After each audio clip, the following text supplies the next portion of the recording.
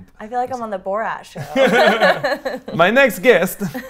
I like her. She shreds. She's my friend in real life. We have breakfast.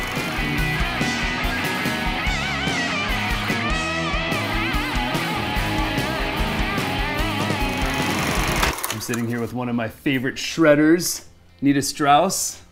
Nita, how did you get the Alice Cooper gig?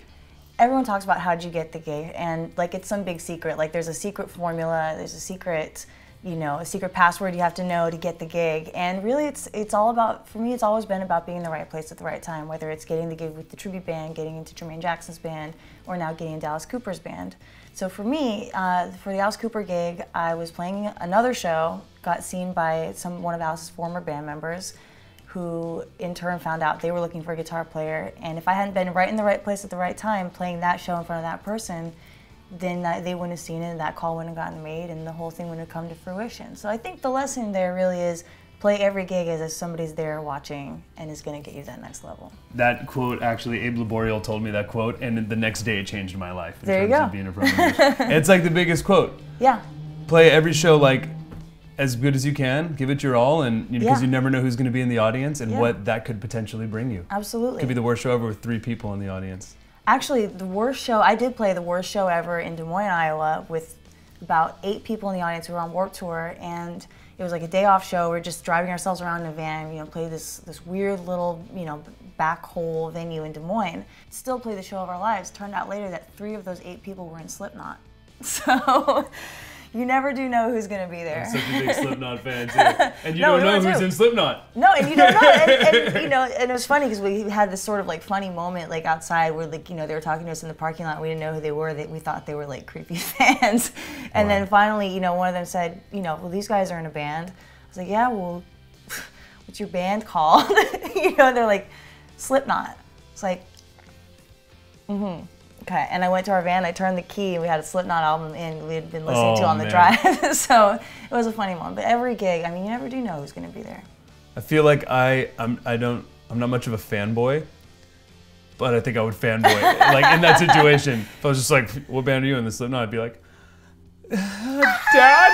Like, totally lose it. You turn into the kid from Home Alone. 100%. I'm so sorry. Yeah. So who was the person that called you for Alice Cooper?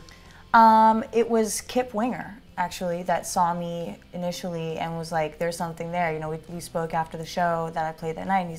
Who were you playing with at that? I was playing in a band called Femme Fatale, who was an 80s band that reformed and put together an all-female lineup. And we were on the Monsters of Rock cruise.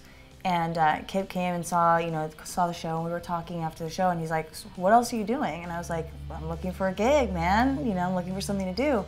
He's like, well, if I hear of anything come up, I'll let you know. And then not even, I think 2 weeks later, I got a call. I was jogging in the park, and I got a call at like 8 in the morning. He's like, it's Kip Winger. I was like, okay. And he's like, do you have any videos that you can send me right now of you playing? And I was like, yeah, I'll send you something. He's like, something really cool. Send me something really, really cool. I might have a gig for you. I was like, all right. So I was, what kind of stuff is it? He's like, well, just send me something really good.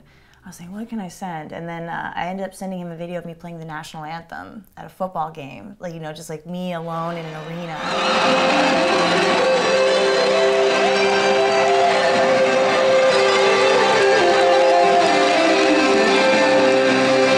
And I was like, what else what's cooler than that? I can send him videos of me playing Iron Maiden songs or, whatever else. But the national anthem was pretty cool.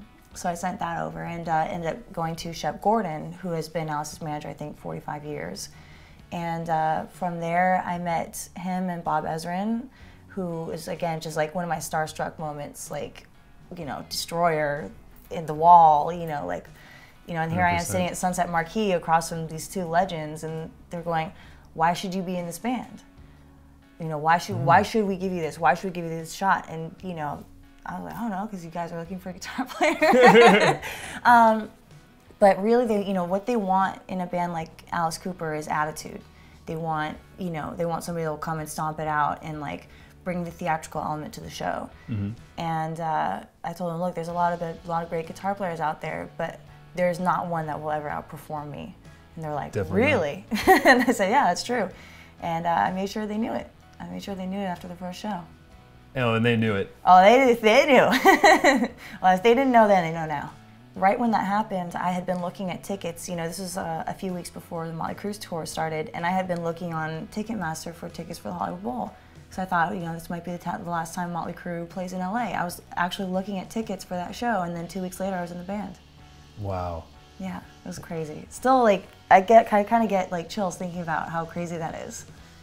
So I found out I got the gig.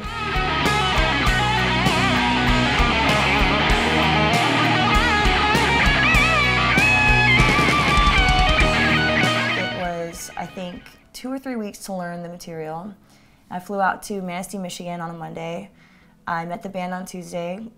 We did like, you know, a little run through. We did rehearsals on stage Wednesday and Thursday, and the first show was on Friday. Wow. So so they chose you for the gig based off meeting you and the video you submitted. And the videos, they had me do a couple video auditions, like package auditions, playing a couple songs, you know, going through a few different times. You know, it's stuff like that. It's so important to try to show personality when you're doing something like that, when you're sending in a video of you doing it. And it's hard. It's so hard to stand in a room alone and like go nuts playing guitar or playing, you know, maybe playing drums is a little easier because you're still hitting hard, you're still, you know, doing your thing. Guitar is hard. Guitarist always thinks being the drummer is easier. Yeah, Classic it is quote. easier. No, I mean, there's no easier or less easy or more easy. We have a bigger comfort blanket around us to hide behind. That's true. So I did well, this is a funny part of the story. So I did my first round of video auditions, and I just thought, I'm gonna smash it. I'm gonna knock it out of the park. I'm gonna pull out every stop, playing over the neck, you know, doing all kinds of stuff, playing upside down, you know, play every trick I know, every cool, like, you know, crazy, demented lick I know. And I sent it over. It was two songs, which were about 4 or 5 minutes each. So it should have taken them 10 minutes to watch the whole package and think about it. I think Ezrin called me within 3 minutes. He's like, this is not what we want at all. I think his exact words were, can you do anything else? And I was like, what? Sorry. and you know, looking back at it now, I mean, Alice Cooper's a classic rock band. You know, it was so unwarranted what I did. Right. I just wanted to show off, you know. So I said, no, I know what you want. You know, give me another shot. I can't believe they gave me 3 shots at it. Wow. So that just goes to show you kids, personality goes a long way. For sure. And it's not always how big can you get. It's also like, what's the right move for each specific gig. Absolutely. It really is. And a big part of the Alice Cooper, you know, sound is the big classic rock licks. The big classic, you know, thematic kind of, you know, it's not about going crazy. It's not about playing super fast. There's great times for that, but it's about really like sitting back and listening to the song, letting the song breathe. And that was a big lesson for me in this camp. That was beautiful. Totally inspired. I feel like we're doing a little bit of a mini clinic right now. You know, totally. In talking about, a lot of people have questions about getting the gig, and equally as important, keeping the gig. You know, like when I started playing in bigger bands, I was out partying all the time, you know, going nuts, drinking all the time, showing up to rehearsal with like, you know, not enough preparation. Now I'm sober. I am, you know, never ever unprepared. Never walk into a gig not knowing everybody's part just in case they want to switch something on me. You know, like when I was in rehearsals with Alice Cooper for those 2 days of rehearsal we did, one of the guitar players goes, "Man, she knows our parts better than we do." Like you know, they said later, I had the feeling you could have come in and played anybody's solos, played anybody's parts. I said that's absolutely true. For sure, could Getting have. the gig and keeping the gig.